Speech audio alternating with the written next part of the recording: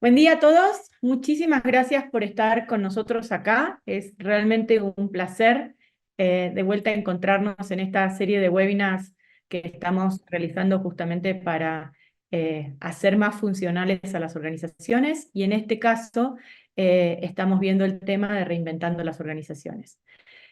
Como vimos la vez pasada, los puntos ciegos del negocio y la próxima vez vamos a ver el tema de las competencias que se requieren hoy en día para justamente revisar o estar listos para lo que es inteligencia artificial.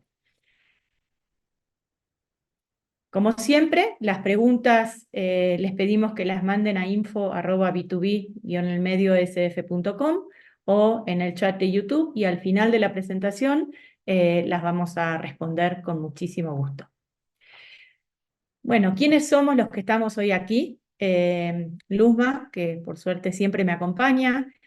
Luzma es psicóloga y tiene un doctorado en psicología social y su expertise está sobre todo en el campo de todo lo que son diagnósticos y todo lo que es justamente las tendencias en función de los consumidores, de los usuarios, de las personas, de las sociedades y así. Y como invitados especiales, hoy tenemos a Diana Monge. Diana es la directora de People Operations de Bauxo y también socia. Muchísimas gracias, Diana, por estar con nosotros acá. Y José Pablo Tejerino, que es el director general o CEO de Bauxo y también cofundador y socio de la empresa. Ellos hoy nos van a compartir su caso, así que muchísimas gracias por acompañarnos. Y bueno, y yo soy Angélica Papadam, soy directora en B2B Sin Fronteras y ya creo que nos conocemos. ¿Cuál es la agenda de hoy? Bueno, primero vamos a hablar de los nuevos paradigmas en las organizaciones, que son varios y justamente esto hace que tengamos que reinventarnos, no es un capricho de algunos que escribieron libros o de nosotros que traemos este webinar, sino realmente hay nuevos paradigmas que hacen que nos tengamos que reinventar como organización. El segundo tema, culturas y generaciones conviviendo juntas. Antes hablábamos de 3, hoy ya hablamos de 5, y a medida que la longevidad permita a las personas trabajar hasta los 70, 75 años y estar totalmente activos, van a seguir sumándose generaciones. Además que las generaciones que son cada vez más cortas, ¿no? Después vamos a ver el tema de gestión del cambio, si hacerlo como proceso interno o con un proceso de acompañamiento, y vamos a ver por qué una cosa u otra. Finalmente, el tema de implementar el cambio, cómo se hace, si paso a paso o es un proceso transversal. Yo ya les voy adelantando que es los dos. Hay que tener una estructura, pero también hay que tocar varias áreas de la empresa. Luego, el caso de Bauxo, que la verdad es un caso súper interesante de transformación. Y por último, con qué barreras se encuentran las organizaciones para su transformación? Son muchas, acá vamos a traer solo algunas, pero son muchas y cuando uno las está viviendo, dice, bueno, ya pasé esta barrera, no, pero ahora aparece la nueva y aparece, y así, y bueno, es parte del show, como quien dice. Luzma, tu turno. Estás en mute. Hola, buen día a todos. Vamos a hablar un poco de los nuevos paradigmas de las organizaciones. Disculpen la pronunciación, no me sale el francés, pero Frédéric Laloux presentó una nueva visión de la cultura. La investigación acerca de las culturas y cómo éstas influyen viene desde la antropología, la psicología, la sociología y obviamente también aplica en las partes de la administración del negocio. Cuando nosotros hablamos de cultura, vamos a hablar de estos valores, creencias, misiones, costumbres, hábitos y lenguaje que compartimos con un grupo tan grande como una región geográfica, un país, una ciudad, o tan pequeño como el grupo de amigas con las que sales de vez en cuando a pasear. Estos grupos o esta cultura tienen sus normas, tienen sus creencias y tienen sus paradigmas. Las culturas son entes vivos, se van modificando, se van transformando conforme los individuos que las componen se transforman. Por lo tanto, nosotros debemos de tener claridad de que no son estáticas, no son rígidas e incluso los elementos o los síntomas que consideramos las definen pueden ir cambiando. Hace 30 años hablábamos de que había culturas más masculinas que femeninas, ahora después hablábamos de que había culturas más instrumentales, más expresivas, y ahora estamos hablando de que hay culturas mucho más orientadas a las personas, orientadas a los procesos. Pero la LOX lo que se concentró es en ver cómo estas culturas también van evolucionando hasta que se retransforman. Él está tomando ese periodo de cuándo empieza una cultura a cuándo va a terminar. Y bajo eso nos da un esquema de 5 procesos evolutivos de la administración de una cultura organizacional. El libro es muy bueno, Hofstede también es muy bueno para que revisen culturas organizacionales, muy bueno. Pero aquí la LOX, más que hablarnos de la cultura de manera general o los puntos que tenemos que analizar, nos habla de las etapas evolutivas en la interacción y en la visión que tenemos del entorno y del negocio. Vamos a hablar de culturas rojas, ámbar, naranjas, verdes y teal. Pero vamos a verla en la siguiente, que está un poquito más grande. No sé ustedes, yo no. Ah, listo. Ok. Nosotros vamos a tener las organizaciones que van a evolucionar. Todas las organizaciones empezamos desde un escenario rojo en el cual nosotros estamos hablando de poder. Tengo que perseguir mis objetivos, tengo que trabajar.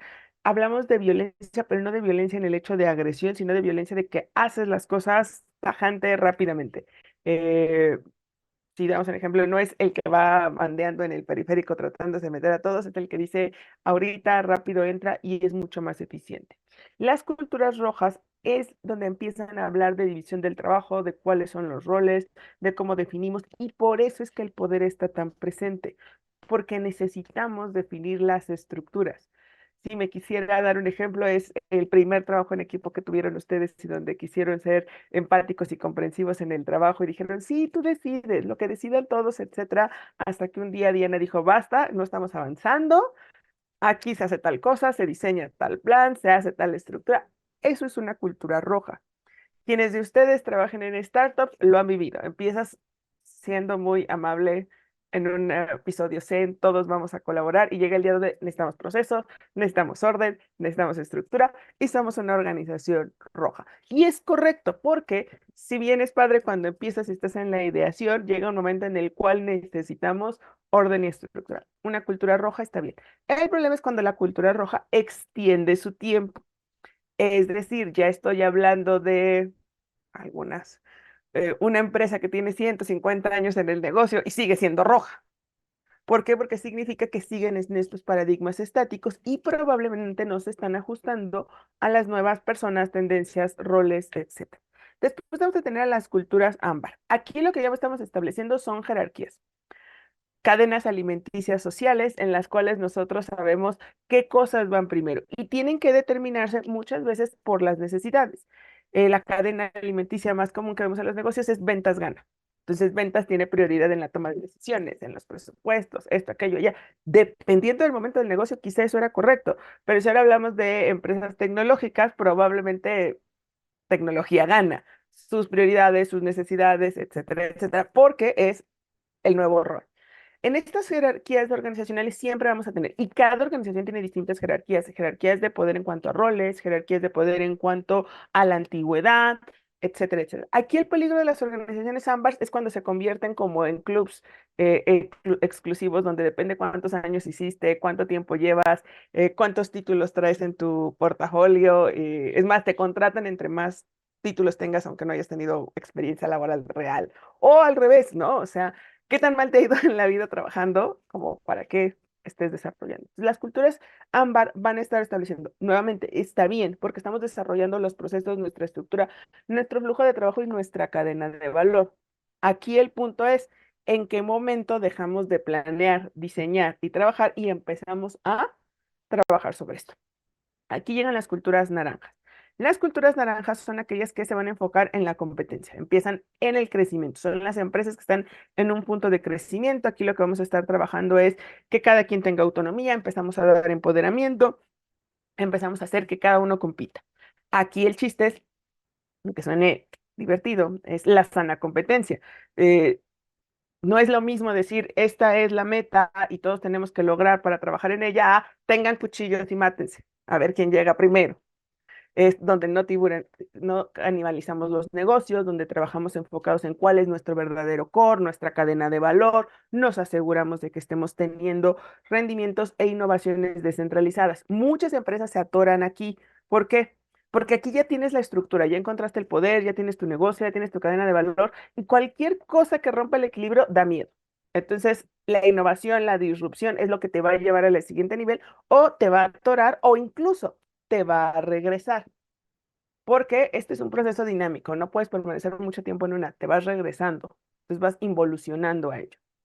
Después de que nosotros ya tenemos claridad sobre nuestra competencia, nuestra cadena de valor y nuestras metas de mercado, aquí definimos las estrategias, llegamos a las organizaciones verdes. En las organizaciones verdes empezamos a trabajar sobre los valores de la organización. ¿Cuáles son las cosas que nos identifican, las cosas que representan a las personas? Nuestra identidad de marca empleadora, nuestra identidad de marca al mercado, con nuestra competencia, nuestro gremio, y empezamos a tener valores compartidos que vamos a identificar.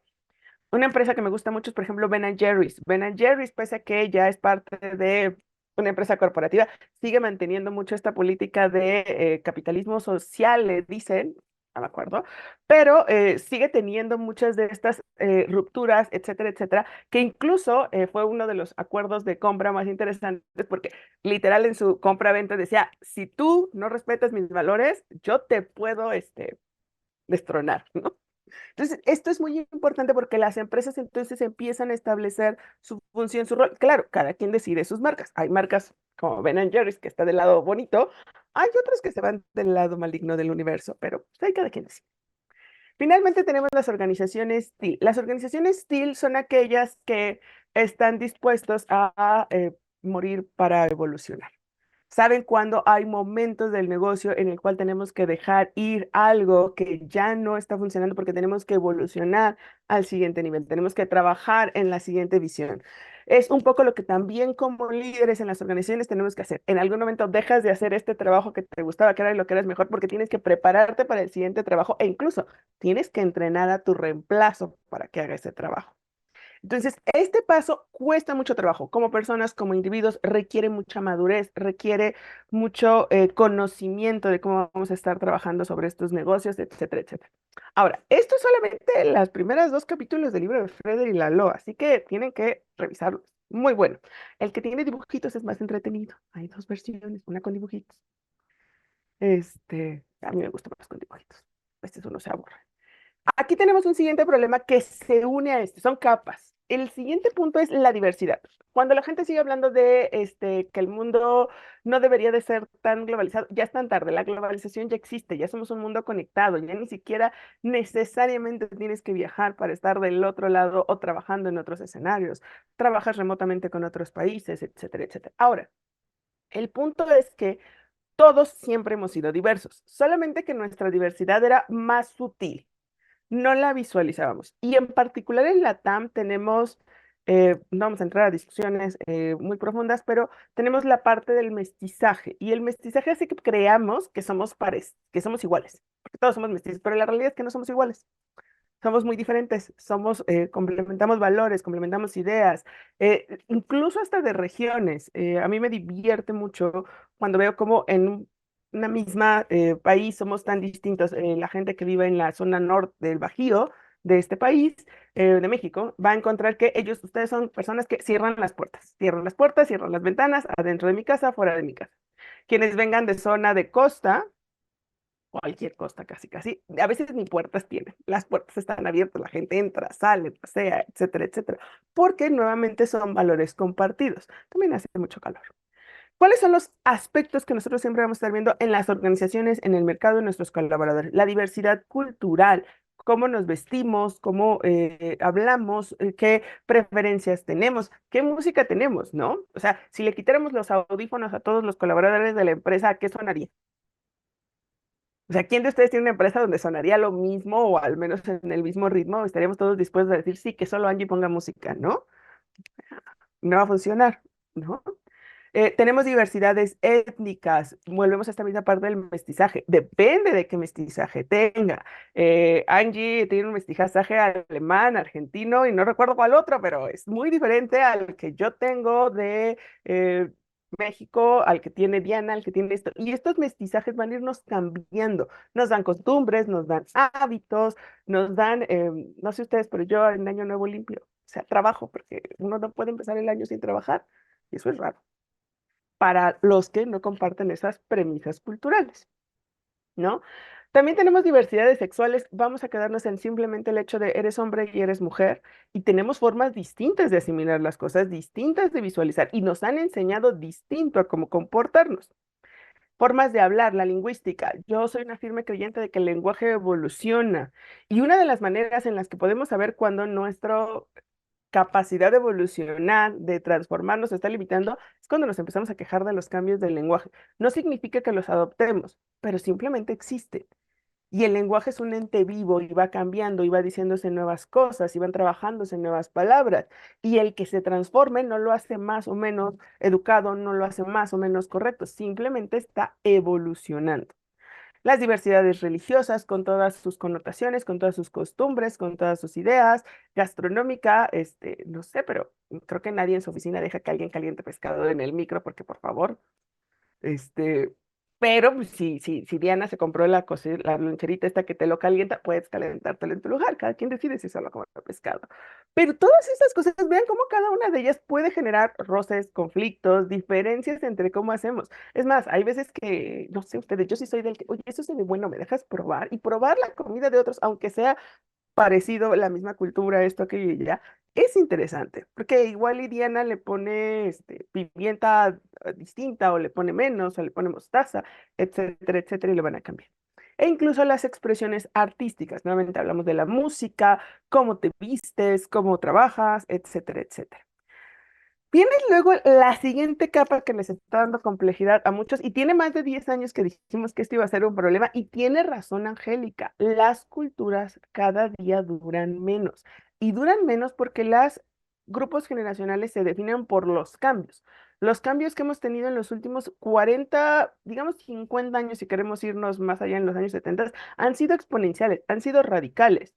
Nosotros hablábamos de casi 15 años en la Silent Generation y los Lucky Few, que son la generación de la posguerra, los afortunados que sobrevivieron y aquellos que se quedaron y no hablaban, que tienen todos estos definidores. Y estos definidores son el zeitgeist de esta cultura. Si yo hablo de estas, y todavía hay personas trabajando, yo conozco gente que nació, no en el 48 exactamente, pero sí en los 40, no he conocido a nadie del 30, me asustaría que siguiera trabajando. Me daría miedo porque se me cae, algo pasa. Todas estas personas que nacieron en finales de los 50 en Latinoamérica puede tener un gap de más o menos 3 4 años, dependiendo de los conflictos. Hay muchas personas, por ejemplo, en Nicaragua, en Colombia, que tienen la guerra mucho más reciente, que se extendió un poco más allá y tienen esto, o gente de incluso generaciones millennials, particularmente en Colombia, que siguen teniendo características de los Lucky Few, porque recuerden que el conflicto armado fue mucho más diferente a nivel local para ellos. Entonces también recordemos eso. La gente que viene de la Gran Guerra, la Segunda Gran Guerra, tiene toda esta parte del conflicto bélico, de la austeridad. Ahí es de donde venimos sobre estos escenarios de las cosas deberían de durarte años, ¿no? No sé ustedes, pero yo recuerdo que mi abuela se enojaba mucho cuando tú querías cambiar la tele, porque ¿por qué si esta funciona, ¿no? Nosotros ya adolescentes ya tenías una tele a colores muy bonito con control remoto y ella en su cuarto seguía teniendo su tele de perilla y de blanco y negro y que solo veías el canal de la 9 con las telenovelas. Pues creo que el canal 9 ya no existe. Entonces, ese tipo de cosas les cuestan mucho trabajo los cambios. Y no solo les cuestan trabajo los cambios porque han sido muchos, sino porque uno recuerda que uno ya no se acuerda. O sea, ellos han vivido demasiados. Los cambios también no les sorprenden. O sea, ellos vieron todas estas cosas y por eso son mucho más escépticos. Los baby boomers, tenemos muchos, aquí debe haber varios, no lo sé, ya no llegó a esos, pero está bien. Los baby boomers incluso se van a dividir en dos grupos, al igual que los millennials. Los X se dividen en muchos más, no vamos a profundizar, que aquí hablamos de la gente que tenía esta idea, los ideales de la paz y la explosión demográfica. Es decir, tenemos la gente que tomó rutas mucho más alternativas, mucho más hippies, y la gente que tomó alternativas mucho más tradicionales. En el ámbito de negocios, en general, nos vamos a encontrar más de estos. Los baby boomers están mucho más caracterizados por la búsqueda de la prosperidad, la búsqueda de la estabilidad, la búsqueda de esta. Estas dos generaciones se definen como análogas, es decir, para ellos la tecnología era algo que se tocaba, que se hacía, que tú tenías que interactuar.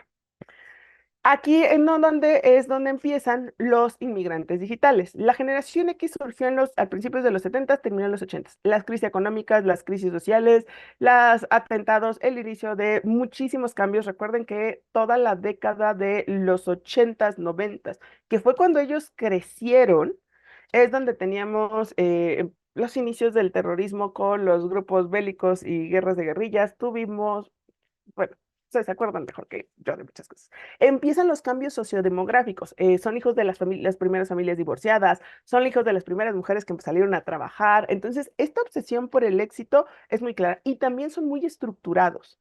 División del trabajo, puestos perfectamente definidos, trabajos segmentados en áreas y cadenas. Ellos son los que lo crearon porque ellos definieron que había estructuras y también tienen un desencanto muy claro por la realidad. Entonces, si mi trabajo es este, yo hago mi cajita y tú haces tu cajita y cada quien hace su cajita. Luego llegamos los millennials, esa soy yo, que somos estos inmigrantes que casi muchos crecimos con la tecnología, ¿no? Yo sí recuerdo las primeras Macs, ¿no? Este, algunos de ustedes, no, algunos de ustedes las vieron ya de adultos, yo las recuerdo en la secundaria. Ya me eché de cabeza de la edad, no me importa. El inicio de la digitalización genera cambios y esto genera una sensación de frustración. ¿Por qué? Hoy hablamos de obsolescencia educativa, es decir, que sus hijos cuando salgan de la escuela van a tardar 5 años en que mucho de lo que aprendan ya no sirva. Yo les puedo decir que a mí me pasaron 3 años. O sea, yo estudiaba, o sea, era como novedoso que entregaras la tarea de la compu, 2 años en el trabajo, ya nada, o sea, qué máquinas de escribir, ni qué esto, ni qué aquello, o sea, 200 talentos que yo aprendí que nunca jamás volveré a utilizar en mi vida, ¿no? Porque fue muy rápido el cambio y muy rápido en cómo fue introducido. También tuviste muchos escenarios en los cuales el trabajo ya no tenía tantos impactos, ya no tenía las mismas posibilidades de crecimiento que con los boomers y que con los X, y entonces viene un desencanto. El quiet quitting, la renuncia silenciosa, todo esto va a venir de estos grupos generacionales. Ahora, si nosotros fuimos un problema cuando entramos en el mercado laboral, vienen los Gen Z, que son los que ahora podría decirse son el niño problema de la generación. Ellos ya son nativos digitales. Ellos ya crecieron con la tecnología en sus manos. Ellos ya lo tenían. Yo recuerdo a mi sobrina, la más grande, obviamente.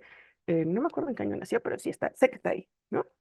Que yo estaba trabajando y ella decía, yo ya quiero jugar. Y le digo, perfecto, que termine la tele, esto, aquello. Ella ya sabía, apagaba la compu y sabía cambiar la tele y sabía programar o sabía conectar la cosa del cable que yo sigo sin saber cómo se conecta para que se grabe tu programa.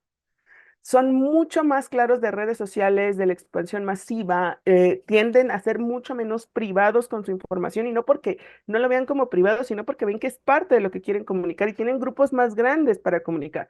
Nosotros somos viejos en ese sentido. Nosotros creemos que tres, cuatro amigos nos basta, tres, cuatro personas con las que nos comunicamos somos felices. Ellos no, ellos quieren comunicarse con todos, quieren estar pendientes de todos. Y está bien, son distintos, son mucho más irreverentes, se toman mucho menos en serio la vida. Hay una ley, el teorema de seguridad absoluta de las leyes de Murphy dice, no te tomes la vida tan en serio, al fin y al cabo no saldrás vivo de ella. Ese es el lema de los Gen Z, ¿no? O sea, todos va a ser. Y finalmente tenemos a los alfas. Estos todavía no nos llegan, pero nos van a llegar. Y son los niños del COVID. Son generaciones que vivieron muy gran parte de su infancia en la virtualidad. No solo los años que estuvimos ya se me olvidó cómo se llamaba, cuarentena. Bueno, se acaban las edades. Son mucho más hiperactivos, tienden a tener un lapsos de atención muy claros. Mis sobrinos, los más chicos, están viendo la tele mientras juegan un video y hablan contigo. Yo no puedo hacer eso, o sea, son dos ruidos distintos. Necesito un límite, o sea, puedo tener la música, pero que alguien te hable, no, o sea, yo soy de las que apaga el radio para estacionarse. Y estos niños pueden jugar videojuegos mientras hacen la tarea, o sea, no funciona. Entonces, imagínenselos cuando entren a trabajar, no lo sé. Va a ser divertido. Eh, ¿Cómo vamos a hacer todo el cambio de la diversidad viendo todos estos elementos? Mentoring. qué nos pueden enseñar estas personas para trabajar sobre estas mismas ideas? Incluso si me voy hasta los Lucky Few, esta visión de austeridad. Ok, ¿cómo hago que el proyecto funcione sin que mi presupuesto se vaya al cielo? Ellos me lo pueden enseñar. O sea, ¿cómo ajusto? ¿Cómo trabajo? ¿Cómo desarrollo? ¿Cómo vamos a hacer? ¿De qué manera? Así como un Gen Z me puede enseñar cómo utilizar ciertos aspectos de la tecnología, yo le puedo enseñar cuáles son las bases y la lógica de un sistema para desarrollarlo. También tenemos que trabajar funciones, actividades laborales y no laborables. Y no significa invadir el tiempo personal de los colaboradores, porque ese es otro pleito que no van a aceptar ni muchos millennials ni para nada los Gen Z, sino cuáles son las actividades no laborales que podemos hacer dentro de la organización que pueden trabajar. ¿Por qué no solo no dar solo capacitaciones que tengan que ver con el trabajo? Porque no dar una capacitación de mindfulness, que es dentro del espacio laboral, que ayuda y beneficia al ambiente laboral, pero que me puede permitir desarrollar habilidades también dentro de los ámbitos no laborales. Generar espacios de trabajo colaborativa. Y nuevamente, no significa cero paredes y todos en mesas comunales como si fuera el aeropuerto para trabajar, etcétera, etcétera. Porque incluso ambientes tan dispersos lo que van a generar es que la gente se enclaustre. Entonces yo me voy a encerrar en mi pequeña burbuja virtual donde solo veo mi computadora y mi cuaderno de notas y lo voy a ignorar. Generar espacios de trabajo colaborativos. ¿Cómo vamos a trabajar en este proyecto que sea diferente? ¿Cómo voy a incluir a Diana en este proyecto donde yo no he trabajado tanto con ella, para que conozca de estos métodos, para que lo desarrolles? ¿Cómo voy a tener equipos colaborativos donde no se trabaje? Yo trabajo mucho eh, partes de Data Analytics. La mayoría de la gente no sabía que o no cree que los psicólogos sabemos de estadística. Y entonces es muy divertido cuando llegas a un ambiente de ingenieros, de matemáticos, etcétera, etcétera, y no te creen, pero es una visión distinta. Porque, por ejemplo, para mí el número no es lo importante, la conducta es lo importante. Para ellos ven el número, o meter un físico, meter un biólogo a trabajar con ellos. Trabajar por proyectos con equipos de áreas distintas. Es impresionante cuando tú trabajas con personas que no tienen la misma formación, el mismo ímpetu, etcétera, etcétera. Cuando te enseñan la visión de mercado o de negocio o de cómo tienes que desarrollarlo con ellos y establecer planes de acción. Esto no puede ser descentralizado. Diana y Angélica no me van a dejar mentir. Tiene que tener una estructura desde capital humano, recursos humanos, como se llama en su área. Nosotros debemos de dar la guía. No significa ir de la mano con cada uno de los líderes y gerentes de la organización para que lo haga, pero sí dar una estructura o línea. Y siguiente, asegurar el traspaso del conocimiento. Desde documentar cosas hasta cómo lo hiciste, cómo lo viste, etcétera, etcétera. ¿Cuántas veces no hemos visto un proyecto espectacular que sabíamos que tuvo un problema, esto, aquello, y dicen, ah, ya lo resolví? Oye, pero ¿cómo? O sea, ¿qué puedo aprender de cómo lo hiciste, cómo lo hacían, etcétera, etcétera? Y nuevamente me regreso a mentoring. Lo podemos aprender de generaciones previas. Esto era muy, muy común. Hace 40, 50 años, cuando se resolvió un problema o había algo, se hacía una presentación como de forense, de, a ver, pasó esto, se resolvió esto, aquello ya, etcétera, etcétera. Y podríamos aprender incluso de lo que pasó hace 30 años en la empresa que también podría resolver esto, ¿no? Entonces, esto es lo que podríamos hacer y los dejo con Angie.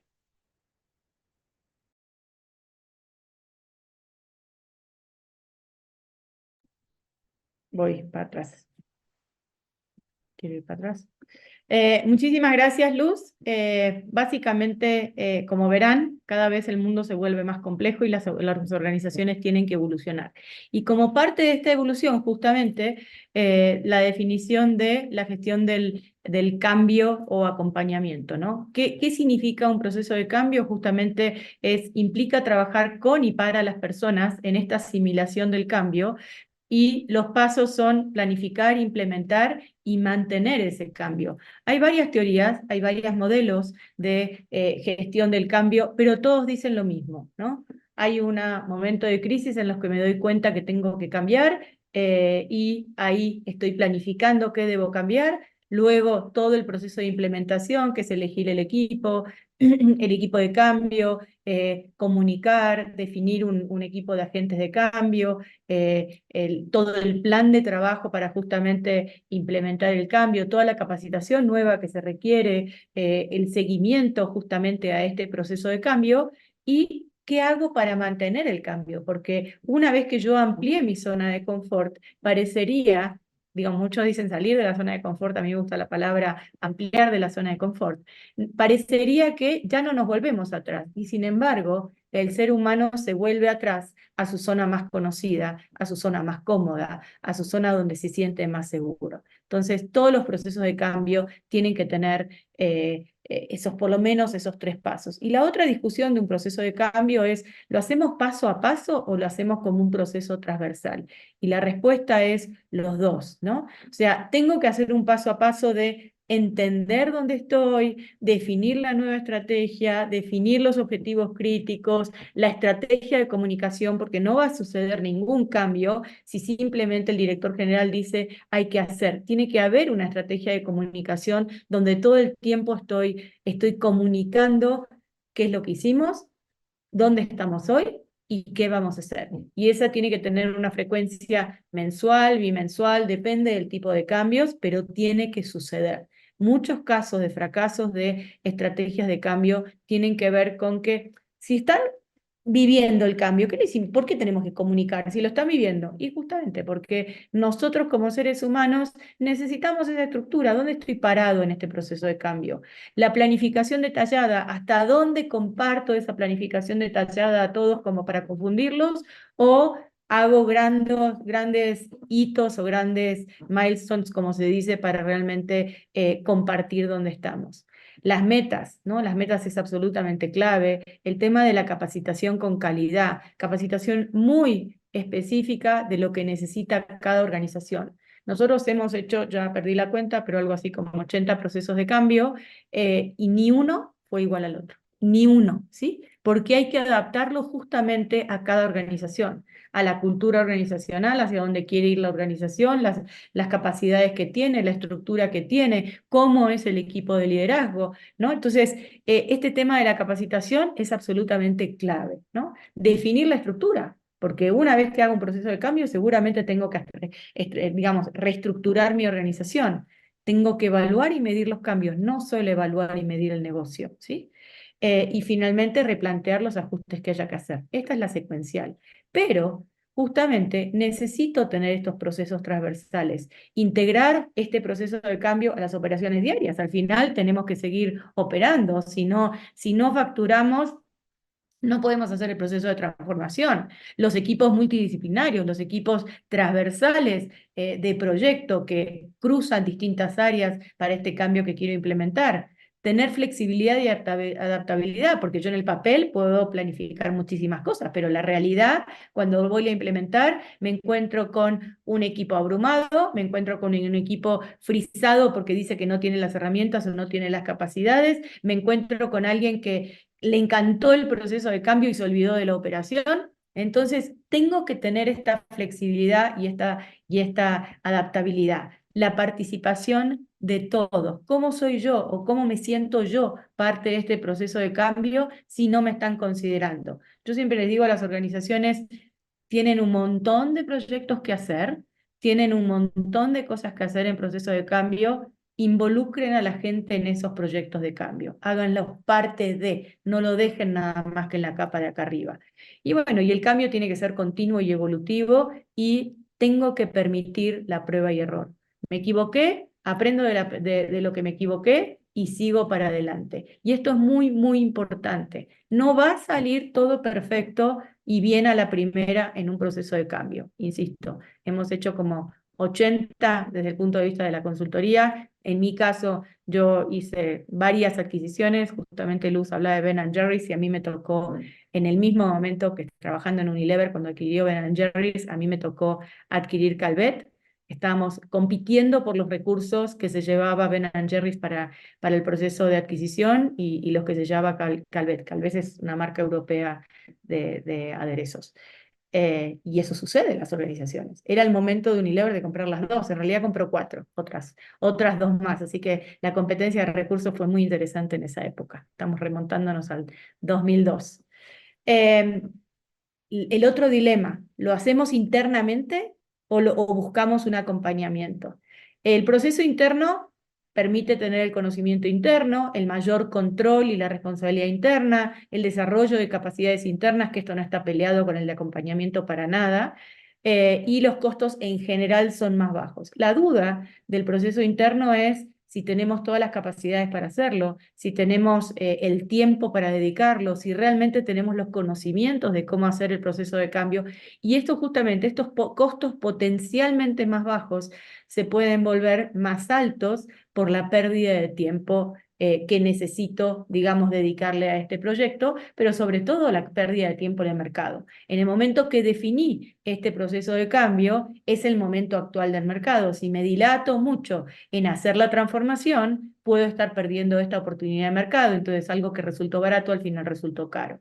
El acompañamiento justamente permite esta experiencia y conocimiento especializado, o sea, no es lo mismo vivir una transformación que haber vivido 80, no es lo mismo tener esta mentalidad de la miopía interna versus la perspectiva imparcial, ¿no? Es así porque es así, ¿no? Lo vemos y no, pero es mi producto estrella, o no, estrella no te diría que hagas nada, pero es el producto que lancé yo, entonces, aunque hay que matarlo, no, pero lo lancé yo, en cambio un consultor te dice, perdón, ventas tanto, rentabilidad tanto, equipo no capacitado, bye, afuera, ¿no?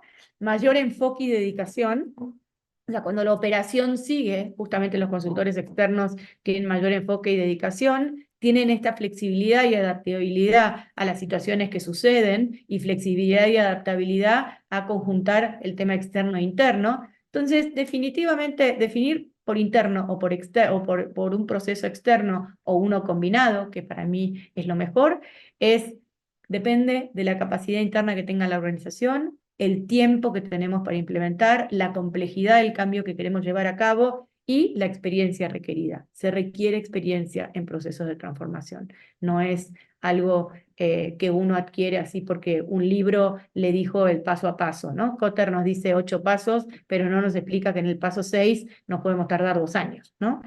Mientras el 1, 2, 3 no puede pasar más de un mes. Eso no dice en el libro, ¿no? Y eso se vive en la realidad. Si nos perdemos en los primeros 3 pasos 3 o 4 meses, ya vamos tarde, ya perdimos ese sentido de urgencia. Lo mismo que el descongelamiento o el congelamiento, o sea, nadie nos dice exactamente cuánto tiempo requerimos en cada uno. Diana, tu turno.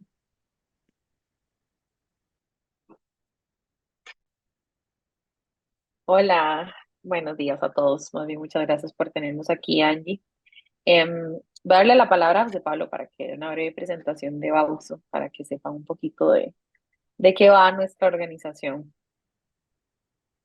Buenos días, muchas gracias por invitarnos, Angie, Luz. Bueno, nosotros somos una empresa del área tecnológica, básicamente software. Tenemos puros millennials, algunos Gen Zs que están entrando desde los últimos 2 años, tal vez 3 años. Entonces sí ha sido interesante, yo me reía cuando estaba escuchando a Luz porque es verdad, o sea, eso se vive y los millennials somos bastante particulares, sobre todo en grupos grandes, ¿no? Es una especie aparte. Entonces, eh, la tecnología más este componente pues nos llevó aquí y ahorita Diana les va a contar un poquito acerca de por qué, pero nuestra organización está en varios países, entonces la diversidad es también un tema, la comunicación también es un tema. Somos una organización que ha crecido durante los últimos años, desde unos 19 meses, un poquito más de un 100% en cantidad de personas. Entonces, todo esto ha sido un reto y muchas gracias por tenernos aquí de nuevo. Súper corta para aprovechar el tiempo. Diana, tal vez. Dale. Súper, muchas gracias. Bueno, les comento un poco también de Bauxo y por qué llegamos acá, por qué estamos hoy de invitados. Em, sí, hemos tenido un crecimiento exponencial muy grande eh, en para lo que a nosotros nos parece ayer, en realidad, ni siquiera puedo poner desde cuándo. Siento que desde ayer el crecimiento empezó y no ha parado, lo cual también nos lleva a entrar en un ritmo complicado porque te sientes que siempre estás intentando como organización de alcanzar ese ritmo de crecimiento, pero tal vez tenemos el factor humano, ¿no? El factor humano que es lo más importante, no lo logramos poner al día, ¿no? No nos logramos llevar al día ese crecimiento que nos está exigiendo el mercado, que nos está exigiendo nuestros mismos colaboradores, nuestros mismos clientes, ¿no? Entonces, sí, en el año, hace como un par de años, tuvimos tuvimos una situación que fue el primer síntoma que notamos, y fue por eso que decidimos contactar a B2B. Y lo contactamos por un problema en específico, lo cual siempre me llama mucho la atención. Oye, sabemos que das estos webinars y ustedes capacitan en estas situaciones. ¿Qué tal si nos apoyas con estos webinars? Porque pensábamos que ese era realmente el único reto que teníamos, que no podíamos manejar, ¿no? Y llegamos a una conclusión con Angie, que es súper buena asesora, tiene ese sexto sentido inquisitivo, y él también se lo da toda la experiencia que tiene. Como ella dijo, es como, bueno, eso es un síntoma, pero todos los demás que me estás contando, y yo, ¿cuáles? ¿Cuáles otros? Em, y habían bastantes, y justamente son algunos de los que estamos aquí, los que están aquí en la presentación, ¿no? Cada uno trabajaba por sus entregables, por tareas, no por proyecto. Entregábamos con calidad y tiempo, teníamos un gran renombre en el mercado porque lo que entregaba Bauxo era de calidad. Pero no nos dábamos cuenta que no estábamos trabajando como un equipo integrado, ¿no? Sino que éramos diferentes vertientes pensando que íbamos todos para el mismo lugar, pero cuando yo le preguntaba a unos iban para un lado y otros iban para otro, todos trabajando súper fuerte, súper duro, y entonces no notas que al fin y al cabo el norte estaba un poco perdido, no íbamos todos para el mismo lugar. Habían culturas, Bauxo, eso es un síntoma súper fuerte, en donde, por supuesto, obviamente tenemos una empresa de tecnología, tenemos la cultura de nuestros desarrolladores, la cultura de nuestros project managers, y cuando nos damos cuenta, ¿por qué los project managers y los desarrolladores no se están comunicando como deberían si trabajan en el día a día? Ok, eso es un síntoma que deberíamos de prestarle atención, ¿no? Y además del tema cultural, sí, tenemos 6 países oficiales o más en Bauxo, y no hablamos castellano, pero no el mismo español. Ya entonces tenemos una barrera idiomática y un poco generacional, porque al ser una empresa de tecnología, pues sí, tenemos obviamente la generación Z que está entrando al mercado laboral súper fuerte, y la mayoría somos millennials, ¿no? Entonces, como, ok, ¿cómo nos comunicamos? Eh, Habían conflictos humanos muy importantes que nuestros líderes no tenían las habilidades para resolverlos, y eso nos llamó mucho la atención, porque cuando nombramos líderes es como, bueno, pero es que vos tenés esta madurez para poder resolver esto, sí, pero el tema es humano, ¿no? El conflicto ya no era tecnológico, ya no era del día a día, ya no era un reto de trabajo, era humano. Y en los procesos de transformación lo que más hemos dado cuenta es que lo que más impacta es el factor humano. No que no esté bien definido un proyecto. El proyecto puede estar perfectamente definido, la estructura puede estar perfectamente definido, pero el problema, y generalmente el conflicto, es interno, es humano, tenemos resistencia al cambio, ¿no? Lo cual también se presenta mucho. Una de las cosas que llegamos a notar es que estábamos creciendo al ritmo de nuestra casa matriz. Nosotros representamos un software belga aquí en Latinoamérica. Somos uno de los partners más grandes justamente de este software. Y, y cuando nos dábamos cuenta, íbamos al ritmo, ¿no? de lo que nos pedían, y estábamos dispuestos a sacrificar temas internos, la forma en que vendíamos, la forma en que atacábamos y abordábamos los problemas del día a día, por lo que veíamos que se adecuara mejor a nuestra casa matriz, ¿no? Y eso te genera un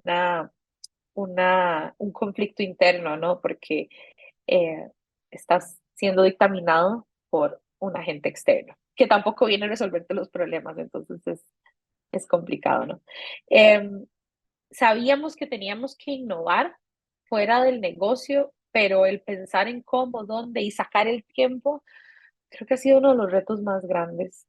Somos muy operativos los directores y líderes y nos costaba mucho hacer el tiempo para tomar un paso atrás y ver que tal vez podríamos redefinir ciertas cosas en los paradigmas bajo los que estábamos trabajando, ¿no?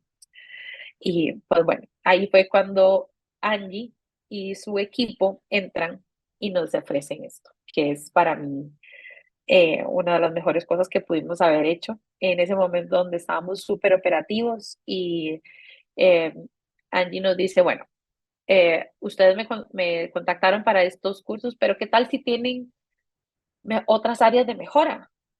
Y, ok, ¿cómo lo hacemos? Fue mi pregunta. ¿Cómo sabemos cuáles son las áreas de verdad en las que debemos de enfocarnos? Y fue cuando empezamos por un diagnóstico de madurez cultural, lo cual fue la primera vez que lo había escuchado. Obviamente siempre las organizaciones se valoran y se evalúan en base a eficiencia, procesos, ¿no? Pero madurez cultural, ay no, yo decía, pero Bauso tiene la mejor cultura, de hecho es de los que más nos enorgullecemos, o sea, eh, nos encanta, lo vivimos. Bueno, pero eso impacta en el día a día. Por eso nuestros líderes estaban teniendo este problema para resolver estos conflictos que eran humanos y no de procesos. Eh, y bueno, cuando hacemos el diagnóstico cultural, los 4 ejes, cuando Angie nos explica un poco, sí, yo dije, uy, ¿cómo van a salir estos resultados? Estaba más asustada. Eh, y los 4 ejes en los que se mide el test de madurez cultural, que es el pensamiento, sentimiento, actitud, el eje de conocimiento, habilidades, comportamiento, producto, proceso, estructura, valores, cultura, relación.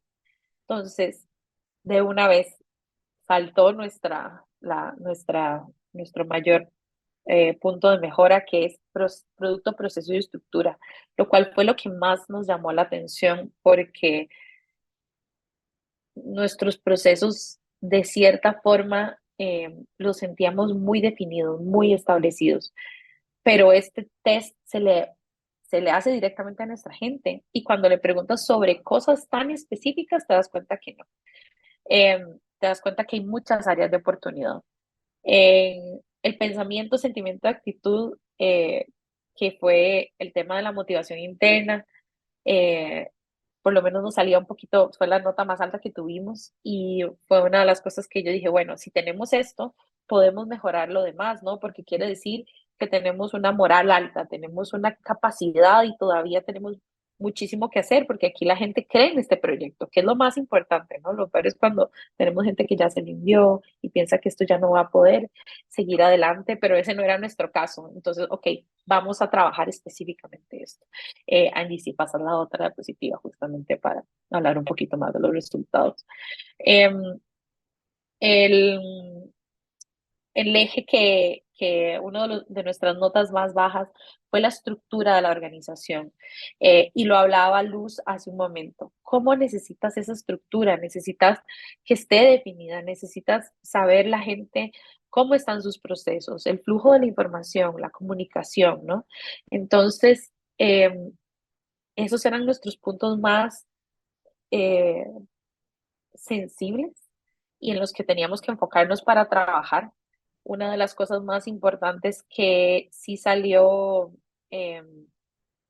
que sí salió fuerte y que es una de las cosas en las que nos sentíamos muy, muy tranquilos es, bueno, somos eficientes con nuestros recursos, tenemos temas de liderazgo, sí queremos resolver conflictos, tenemos una buena relación con nuestros grupos de interés. Había muchos puntos positivos. Obviamente, cuando llegamos y vemos los puntos que están todos en el esquema naranja, pues sí nace una preocupación y es cuando dijimos, bueno, por lo menos ya tenemos de dónde partir para de aquí en adelante accionar y fue cuando empezamos pues con todo este proceso de cambio y cómo empezamos literal es reinventar la organización, reinventar Bauxo. Allí sí pasas a la siguiente para hablar un poco más de nuestras conclusiones. Sí, suena bonito cuando uno escucha la historia de lo que hemos estado viviendo durante tantos meses. Definitivamente teníamos el ingrediente o tenemos el ingrediente más importante, que es querer evolucionar, ¿no? O sea, querer reinventarnos. La organización está abierta y a veces duele leer un poquito porque te rompe el paradigma, ¿no? Entonces, las conclusiones a veces son incómodas. Yo le recomendaría a cualquiera que me pregunte qué hago si necesito cambiar eh, tenés que estar listo para ser sorprendido. O sea, te rompe muchas creencias de lo que traes de la organización. Luz decía ahora que creencias, valores, misión, estructura, modelos que están muy arraigados en el consciente colectivo y también nosotros como personas, va creando una cultura que tiene vida propia, ¿no? O sea, no depende de una persona. Entonces, cuando crees que es la cultura de la organización y te dan las conclusiones, pues lo mejor es estar dispuesto, estar abierto, estar listo para ser vulnerable, ¿no? Y eso nos ha tocado ser vulnerables porque descubrimos cosas como, por ejemplo, la cadena de valor. Nosotros creíamos que entregarle al cliente algo de mucha calidad, con mucho esfuerzo, bien pensado, era el objetivo. O sea, estábamos trabajando realmente por lo que se supone que teníamos que trabajar y nos olvidamos de la cadena de valor. Hay muchas cosas que tienen transversalmente que ser analizadas y estábamos muy granulares. La organización por dentro se sentía competitiva, viva, la gente quería hacer cosas nuevas, pero hacia afuera, pues estamos flaqueando, ¿no? Hacia afuera, el portafolio de servicios, la consistencia con los clientes, la satisfacción del cliente, eso son cosas que notamos que teníamos que mejorar. Estábamos muy enfocados en lo técnico y no en lo humano. Eso es uno de los principales hallazgos. La estrategia del negocio está más en función al volumen de gente, de capacidad operativa, no tanto de la facturación. A veces cae uno en la trampa en decir, me estoy haciendo más grande, entonces por lo tanto soy mejor, ¿no? Entonces, o estoy creciendo en ingresos, rentabilidad, facturación, ¿verdad? Y no necesariamente es así. El día a día es muy complicado, sobre todo en empresas en las que los socios estamos involucrados en el día a día. La gente de más experiencia no necesariamente tiene un C-level o un 2 o 3, sino que está directamente metida en la operación. Se nos va. Perdemos el control del negocio.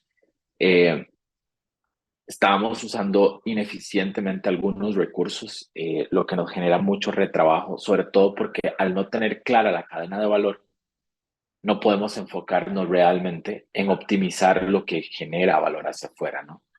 Y la falta de procesos alineados a la necesidad del negocio, en este punto nos dimos cuenta que la tarea, el objetivo en corto, era el motor, era la gasolina del día a día, no el proceso en sí, no la necesidad del negocio. Y por eso fue que, si pasamos a la siguiente, dado que empezamos porque había un conflicto y ahora sabíamos que el paciente tenía múltiples dolencias, se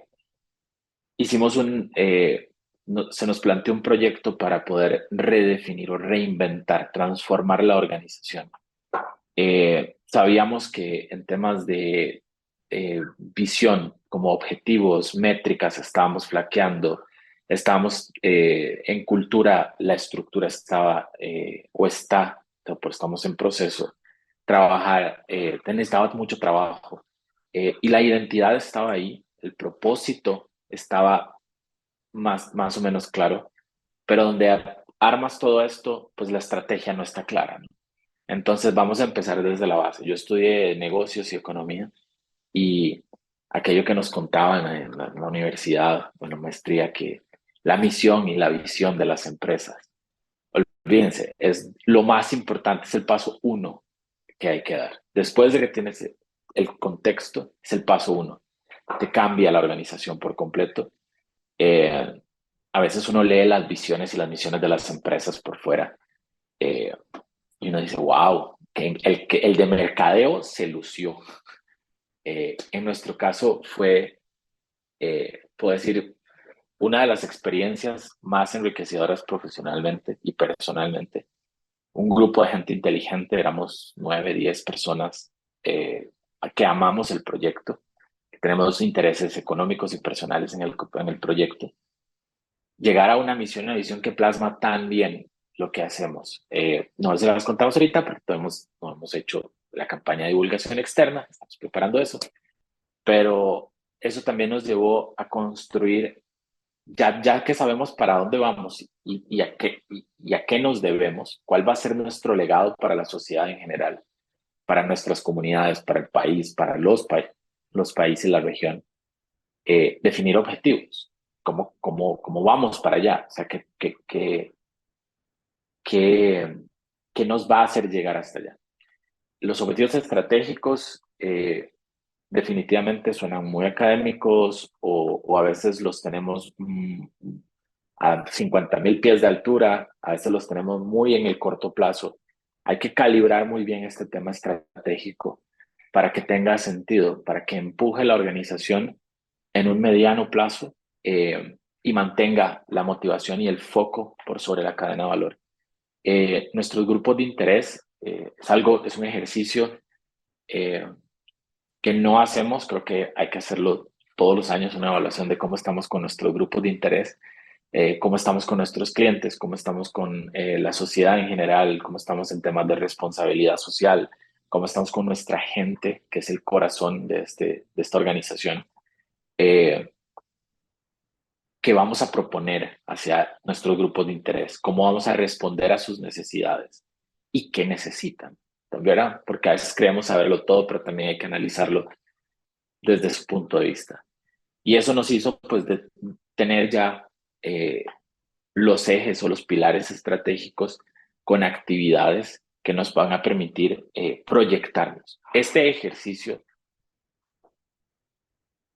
no se come fácil, o sea, es complejo, hay que separar tiempo, hay que distinguir entre lo estratégico y lo del día a día, pero definitivamente vale muchísimo la pena. Si pasamos a la siguiente. ¿Y qué logramos? Yo diría uno de los logros más importantes de esto es la formación de un equipo que trabaja de forma colaborativa, con un objetivo en mente, con una misión en mente, con ejes estratégicos en mente. Trabajar así es un antes y después. O sea, gente que no hablaba, ayer justamente me estaba recordando uno de mis socios que cuando empezamos este proceso, uno de los otros socios lo llamó preocupado y dice, hey, tal persona me está pidiendo una reunión, ¿qué pasó? ¿Qué hicimos? ¿Qué arruinamos? ¿Hice algo yo? Dice, no, te está buscando para que le ayudes a construir este objetivo. ¿Podrías estar conmigo, por favor, en esa reunión? Porque es que no me siento tranquilo. Nos está obligando a romper todas esas paredes y de verdad tener un equipo eh, que busca trabajar de forma colaborativa. El cambio se las trae, ¿no? Por eso estamos también acompañados con el tema de gestión del cambio. Ahorita tenemos un camino bastante más claro en el que enfocarnos y al final el negocio, las estructuras, la gente, nuestra cadena de valor, todo está entrando dentro, no crean que son 350 objetivos, son objetivos muy puntuales, o sea, con una alta factibilidad, con una muy buena factibilidad logrables, no tenemos que esperar 7 años para que se logren, son cambios en corto que van a ir acomodando la organización. Y definitivamente estamos optimizando la capacidad operativa de la organización a través de todo esto, para orientarla más a lo que nos debemos, que es el cliente, ¿no? Somos una organización con fines de lucro. Sí, tenemos en el corazón el interés de los accionistas, pero nos debemos operativamente al cliente, y tal vez es algo que no teníamos presente. Y el compromiso que hemos obtenido de la gente por brindarles certeza, por brindarles un plan concreto, por hacerlos parte de algo que efectivamente fue pensado, está siendo ejecutado, tiene personas responsables, ya no es solo una idea, o sea, no es simplemente una idea guajira, dicen en México. Yo soy de Costa Rica. También le ha brindado a la gente la oportunidad de ver el cambio como una oportunidad, y hemos obtenido mucho compromiso de la gente. Ahora, creo que decía Luz que cuando realmente no hay un compromiso, y no hay la disposición para entregarle tiempo y esfuerzo al cambio, o sea, no se va a lograr, queda ahí. Y lo último, perdón, porque estamos hablando mucho tiempo, hay que disfrutarlo. O sea, duele, cansa, abruma, pero el camino es muy bonito. Si uno se pausa en la tarde con una taza de café y lo ve para atrás, personal y profesionalmente es muy gratificante, y es muy motivador ver que las cosas van sucediendo. El camino, disfrutarlo, si no disfrutamos este camino no vamos a aprender. Y creo que mantener los pies sobre la tierra y ver que esto también saca de su zona de confort a nuestros compañeros de trabajo, ser empáticos, estar ahí para ellos, también se retribuye hacia uno mismo y lo hace disfrutar muchísimo. Yo ahorita conozco mucho mejor a la gente, yo soy el director general, conozco mucho más a mi gente de lo que la conocí hace 4 meses. Los espacios de comunicación que se han abierto son muy enriquecedores, y, y no tengo que hacerlo todo yo. No me toca todo a mí. Hay un equipo de gente y confiar es clave. Listo, yo de mi parte. Estás en mute. Muchísimas gracias, José Pablo y Diana. Súper enriquecedor, y sí, disfrutar el camino es absolutamente clave, y bueno, lo disfrutamos juntos porque sí, está siendo lindo este proyecto. ¿Qué barreras nos encontramos en para la transformación? Muchas, muchas, muchas, muchas. Miedo a lo desconocido, ¿no? Ampliar este tema de la zona de confort, costumbres que están en la organización, y como decía Diana, 6 países, 6 culturas, 6 idiomas, a pesar de que todos hablamos español, es como complicado, ¿no? Primero, a ver, me dijiste algo que me cayó mal, no voy a empezar en regionalismos, porque palabras que significan en un país algo bueno, en otro significan todo lo contrario, aunque estemos hablando el mismo idioma, ¿no? O costumbres de la forma de trabajo, como decía José Pablo. ¿Qué pasó? ¿Qué se rompió? No, no se rompió nada, ahora trabajamos en equipo, nada más. O sea, eso es lo que cambió, ¿no? Ahora la gente puede preguntar. Digo, antes también podía preguntar, pero no lo hacía. Ahora sí puede preguntar, y sí lo hace, ¿no? Liderazgo inadecuado. El 90% de las transformaciones fracasan porque los líderes no se involucran, porque ellos creen que la transformación es de abajo y yo me quedo igual. Y bueno, no le vamos a preguntar a José Pablo todo lo que tuvo que cambiar, porque no nos vamos más, pero es mucho, ¿sí? El tema de la falta de recursos y capacidades. En el momento que realmente hago un proyecto así y me doy cuenta en todo lo que estoy desperdiciando mis recursos, tanto humanos como económicos, y las capacidades que estoy desperdiciando, pero también que me faltan, ¿no?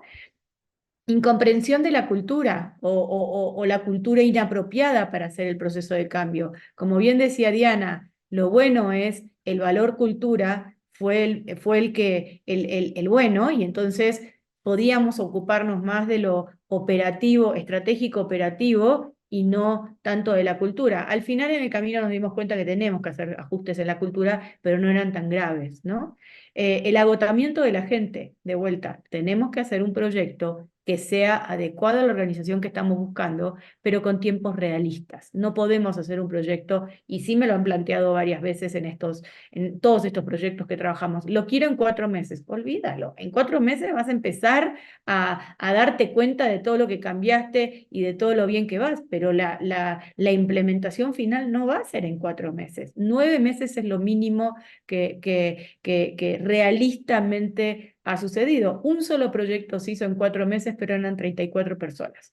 Y las 34 personas, digo, era cambio electoral, era empresa de gobierno, entonces no nos quedaba otra que sí hacerlo en 4 meses, pero eran 34 personas totalmente comprometidas, totalmente dispuestas a dejar de trabajar 14 horas por día para hacer ese proyecto, porque trabajaban 14 horas por día. En 4 meses, perdón, lograron hacer toda la transformación del área, un área, y pasaron a trabajar 9 horas. No lo podían creer ni ellos mismos, de tan complicados que tenían los procesos y en realidad tan simples que tenían que ser, ¿no?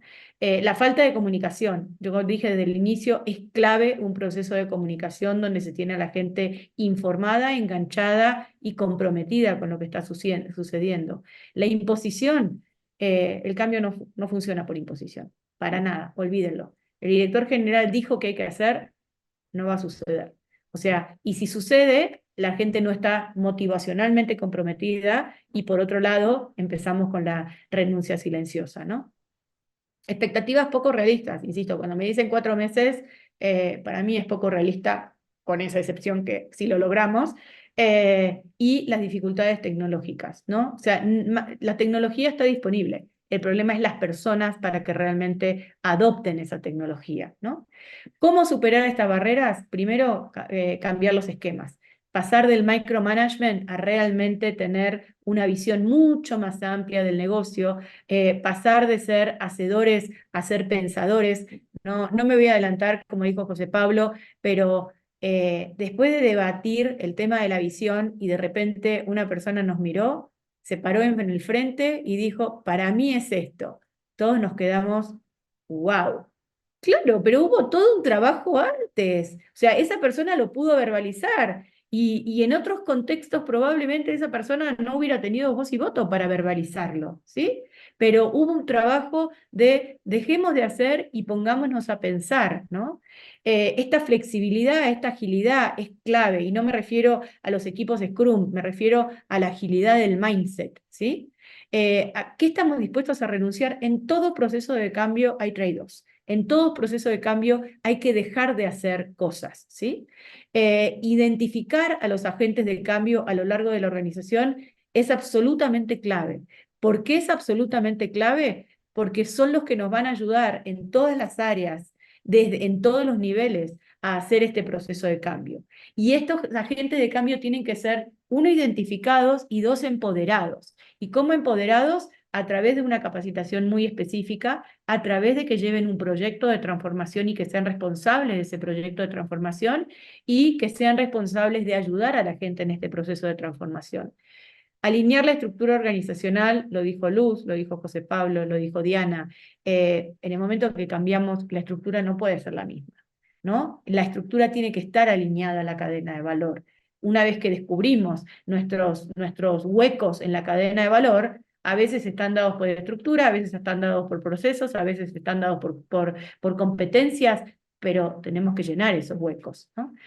Centrarse en el compromiso de los empleados. O sea, necesitamos en un proceso de transformación involucrar a los colaboradores. Cuantos más colaboradores involucramos, más rápido se hace el proceso de cambio real, ¿no? Porque puede pensar que nos tardamos en tal proyecto, está bien, pero se va a permanecer y no vamos a volver para atrás. Como decía Luz, cuando las cosas están muy congeladas, mejor me vuelvo a donde estoy, ¿no? En cambio, si estoy evolucionando, me permite justamente evolucionar. Y bueno, y colaborar con expertos es un camino mucho más suave, es un camino mucho más dulce, ¿sí? Los regalos de este webinar, bueno, van a poder volver a ver el webinar hasta el 15 de mayo en el link que les vamos a mandar. Viene un descuento del 15% en nuestro diplomado Líder Coach abierto que comienza el 5 de junio. La verdad es un súper descuento para un producto bueno, el que lo tomó también, como todo proceso de cambio, dice que hay un antes y un después en su vida personal y en su vida profesional. Y a los 3 primeros que se inscriban o que me escriban un mail, les regalamos la evaluación estratégica de los 5 pilares, evaluando a toda la organización, pero tenemos una condición para que realmente sea fructífera, que tiene que ser una organización de al menos de 60 personas y máximo 500 personas. Pueden ser más, pero bueno, ya no tendría que ser gratis, pero con muchísimo gusto damos estos 3 regalos, porque como bien dijo José Pablo, el conocer cómo estamos en cada uno es un wow, ¿no? Llegó una pregunta justamente para José Pablo. ¿Cuál fue el quiebre para buscar ayuda externa? ¿Cuál fue el quiebre? Em,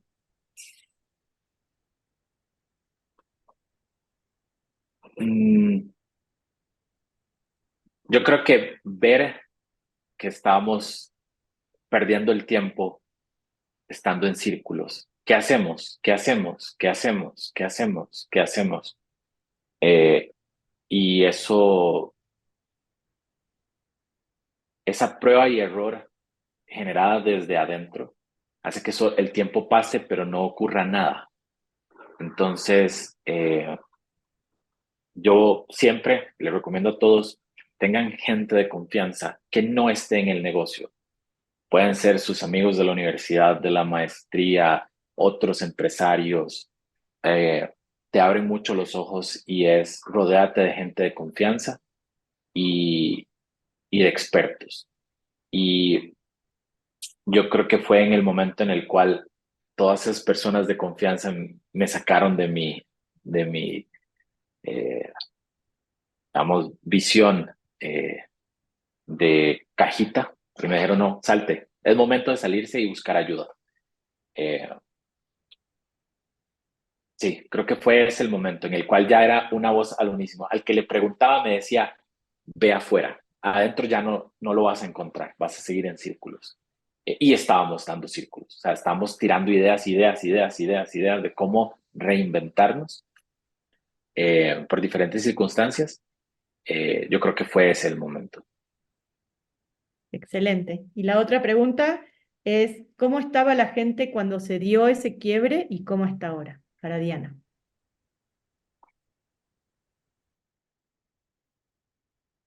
Bueno, en ese momento, cuando se dio el quiebre, yo creo que más bien mm, nos agarró a todos por sorpresa, ¿sabes? Hicimos una introspectiva, es como, bueno, pero podemos solucionarlo por aquí. Ahí fue cuando, como dice José Pablo, estábamos en círculos, topábamos con pared, ¿no?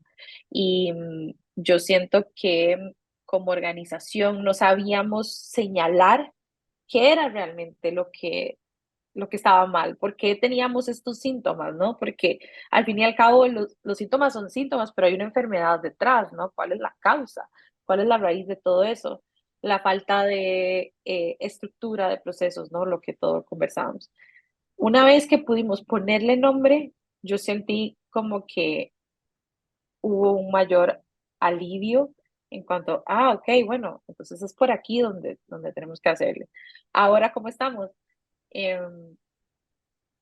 A la expectativa de cómo podemos hacer todos estos cambios. Por dicha ya sabemos la enfermedad, los síntomas, entonces es nada más ver cómo vamos a mejorar de verdad a un largo plazo la salud, por decirle un nombre, la salud de nuestra organización, ¿no? A nivel de empoderamiento, a nivel de estructuras, a nivel de liderazgo.